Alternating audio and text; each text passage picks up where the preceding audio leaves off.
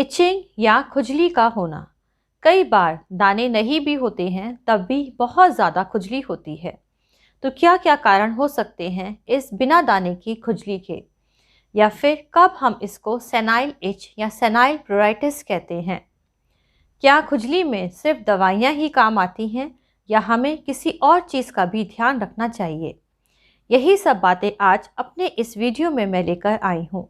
तो यदि आपको वीडियो पसंद आए तो प्लीज़ उसे लाइक करें, शेयर करें, चैनल पर नए हैं तो उसे सब्सक्राइब करें और नए वीडियो की जानकारी के लिए बेल आइकॉन को प्रेस करें।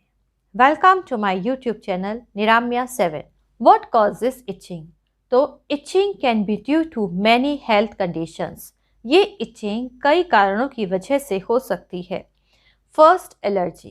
This allergy can be due to any food item, pollens, insect bites or some medicines. आपको किसी चीज़ से एलर्जी है, चाहे वो खाने की कोई चीज़ हो जैसे मशरूम, पीनट्स, या फिर कोई दवाई आप ले रहे हैं, या फिर पोलन से या किसी कीड़े ने आपको काट खाया है, उसके बाद आपको तुरंत खुजली होने लग गई है।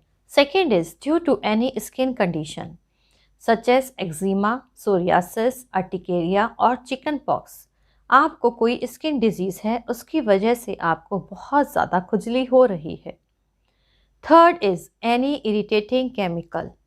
अब this chemical can be in your cosmetics that you are using, चाहे वो नेल पॉलिश हो, चाहे कोई नया शैम्पू हो, या आपने कोई नई सोप यूज़ करी हो, या कोई मॉइस्चराइज़र हो, या फिर आप जो ज्वेलरी पहन रहे हैं, कोई जिप है जिसमें निकल होता है, that can also cause itching. Fourth is parasites. ये पैरासाइट जैसे कि स्केबीज, बेडबग्स या फिर हेड या बॉडी लाइस, उसमें भी बहुत ज़्यादा खुजली होने लगती है। Fifth is some disease such as thyroid disease, liver disease, kidney disease. Thyroid में भी बहुत ज़्यादा खुजली होती है। लिवर में यदि आपको हेपेटाइटिस सी है, ऑब्स्ट्रक्टेड बाइल डक्ट है, या फिर सिरोसिस है। लिवर डिजीज़ की वजह से जो खुजली होगी वो पहले पाम्स या सोल्स में स्टार्ट होती है और फिर पूरी बॉडी में जाती है। ये बाइल के एक्यूमुलेशन की वजह से होती है। और किडनी डिजीज़ में भी बहुत ज़्यादा खुजली होती है बॉडी में। Last is in pregnancy. Pregnancy में भी खुजली का यही कारण है कि लिवर का फंक्शन कम होता है, बाइल एक्यूमुलेट होने लगता है और खुजली बहुत ज़्यादा होने लगती है। Now if this etch affects elderly people, especially of people over the age of 65, then we call it a senile itch or senile pruritus. अब यदि यही खुजली 65 से ऊपर के लोगों को बहुत ज़्यादा परेशान करती है, उनको बहुत ज़्यादा खुजली होती है, तब हम इसको सेनाइल इच या सेनाइल प्रोराइटिस कहते हैं। Now what are the other factors responsible for this senile itch? और ऐसे क्या फैक्टर्स हैं जो इस सेनाइल इच के लिए रिस्पॉन्सिबल हैं?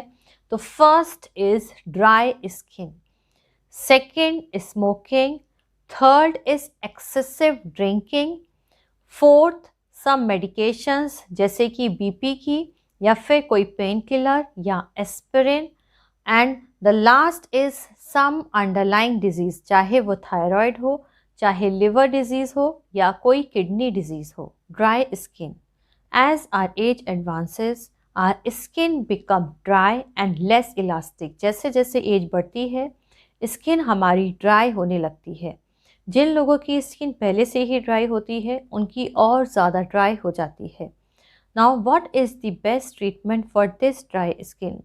तो the best treatment for this dry skin is to apply moisture immediately after taking bath. आप नहाते हैं, आप 5 मिनट के अंदर आप अपनी बॉडी पर अच्छे से मॉइस्चराइज़र लगाइए और उसको मसाज करिए, अच्छे से जेंटली मसाज करिए जिससे कि वो बॉडी के अंदर जा पाए। इसके लिए आप होम्योपैथिक में पेट्रोलेटम, जिसमें कि पेट्रोलियम जेली के साथ साथ एज़ाडिरेक्टा, कैलेंडुला और एलोवेरा सब हैं, इसको आप अपनी बॉडी पर लगाइए अच्छे से नहाने के तुरंत बाद। और जैसे ही आपको लगे बॉडी ड्राई हो रही है फिर आप इसको अप्लाई करें। Second is always use a gentle fragrance free soap और क्लींजर, क्योंकि जितने भी डिओड्रेंट, सोप या फ्रेग्रेंस वाले क्लींजर होते हैं वो बॉडी को और ज़्यादा ड्राई करते हैं and specially uses in the area such as armpits और ग्रोइन। ज़रूरी नहीं है कि आप पूरी बॉडी पर सोप लगाएं, आप अपने आर्मपिट्स या ग्रोइन्स रीजन पर सोप लगाएं। Third is hot water strips of moisture from the skin. जितना आप गर्म पानी लेते हैं वो बॉडी का मॉइस्चर निकाल लेता है और स्किन ज़्यादा ड्राई हो जाती है। तो always use Luke warm water, हल्का गर्म पानी से नहाएं और जो नहाते हैं वो भी 5 मिनट्स के अंदर आप फटाफट नहा लें। बहुत ज़्यादा देर तक गर्म पानी अपनी बॉडी पर नहीं डालें। उसके बाद आप टॉवल से अपनी बॉडी को रगड़ें नहीं बल्कि पैट करें। अगर रगड़ेंगे तो स्किन और ज़्यादा ड्राई हो जाएगी। हल्का हल्का पैट करके आप मॉइस्चराइज़र अपनी बॉडी पर लगाएं। Fourth is protect your skin from very cold air and also from the sun. दोनों ही चीज़ें, ज़्यादा ठंडी हवा होगी या बहुत ज़्यादा धूप होगी, दोनों ही चीज़ें आपकी स्किन को और ज़्यादा ड्राई करती हैं। Fifth is always where cotton clothes. आप लूज़ फिटिंग कॉटन क्लोथ्स को पहनिए, क्योंकि जो सिंथेटिक होता है या वूल होता है वो आपकी स्किन के मॉइस्चर को और खींचता है और आपकी स्किन ज़्यादा ड्राई होने लगती है। अवॉइड यूजिंग ब्लोअर्स और heaters. If you are using them always use the humidifier with them, क्योंकि जो हीटर होते हैं या ब्लोअर्स होते हैं उनसे आपकी स्किन और ज़्यादा ड्राई हो जाती है। तो यदि आप इनको यूज़ करते हैं तो इसके साथ साथ आप ह्यूमिडिफायर भी यूज़ करें। Now what are the homeopathic medicines we give in this type of senile itch. तो यदि आपको खुजली बहुत ज़्यादा है, आप कौन सी होम्योपैथिक दवाई लेंगे? आपके दाने नहीं हैं, बस खुजली है, तो फर्स्ट मेडिसिन इज़ फेगोपायरम। फेगोपायरम में खुजली बहुत ज़्यादा होगी और स्क्रैचिंग से वो और ज़्यादा बढ़ जाएगी। आपकी जो खुजली है, it is better by taking bath in cold water. यदि आप ठंडे पानी में नहा लेते हैं तो आपकी खुजली में आपको आराम मिलता है। तब आप फेगोपायरम 200 पोटेंसी में 2-2 बूंदें दिन में 2 बार ज़रूर लें। तो इस तरीके की खुजली में आपको फेगोपायरम 200 पोटेंसी में ज़रूर लेनी चाहिए।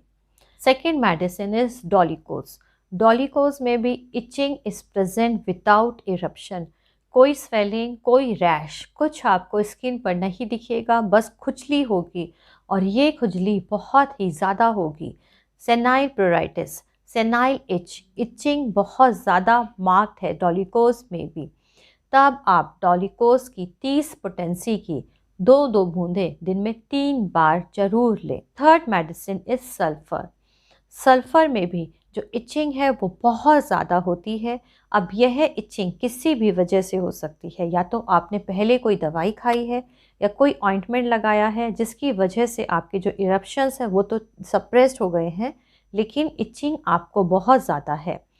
सल्फ़र में जो इचिंग होती है, itching is present with burning and it is aggravated by washing. जो इचिंग है वो जलन के साथ होगी और यदि आप उसको वॉश करते हैं, धोते हैं, तो वह जो खुजली है वह बढ़ने लगती है।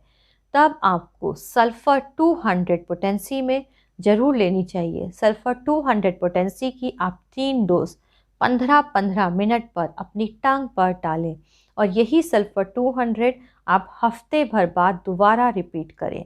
तो यदि आपको खुजली बहुत ज़्यादा है, खुजलाते खुजलाते आपको बहुत और ज़्यादा खुजली हो रही है, तब आपको सल्फ़र 200 पोटेंसी में वीक में 1 बार ज़रूर लेनी चाहिए। Fourth medicine is alumina. Alumina के पेशेंट में ड्राइनेस बहुत ज़्यादा मार्क्ड है, चाहे वह ड्राइनेस म्यूकस मेम्ब्रेन की हो या फिर स्किन की हो। इस ड्राइनेस की वजह से जो एलुमिना के पेशेंट्स होते हैं उनमें मोस्टली कॉन्स्टिपेशन रहता है। अब ड्राई या chapped skin, itching when getting warm in bed, जैसे ही बेड में जाएगा खुजली बहुत ज़्यादा होगी और खुजलाते खुजलाते यदि ब्लीडिंग होने लगे या फिर बहुत ज़्यादा दर्द होने लगे, तब एलुमिना ज़रूर देनी चाहिए। एलुमिना को भी आप 200 पोटेंसी में 2-2 बूंदें दिन में 2 बार उसकी टांग पर डालें। Fifth medicine is arsenic. अब यदि आपकी स्किन बहुत ज़्यादा ड्राई है और यह खुजली आपकी ठंडी हवा से बढ़े और गर्मी में आपको आराम मिले, इस खुजली के साथ साथ आपको जलन भी हो या फिर यह खुजली आपको किसी एलर्जिक रिएक्शन की वजह से हुई है, तब आपको आर्सेनिक एल्बम ज़रूर लेनी चाहिए। तो आर्सेनिक एल्बम आप 200 पोटेंसी में 2-2 बूंदें दिन में 2 बार अपनी टंग पर ज़रूर डालें। नए वीडियो में फिर मिलेंगे। वीडियो पसंद आया है तो प्लीज़ उसे लाइक करें, शेयर करें। चैनल पर नए हैं तो उसे सब्सक्राइब करें और नए वीडियो की जानकारी के लिए बेल आइकॉन को प्रेस करें।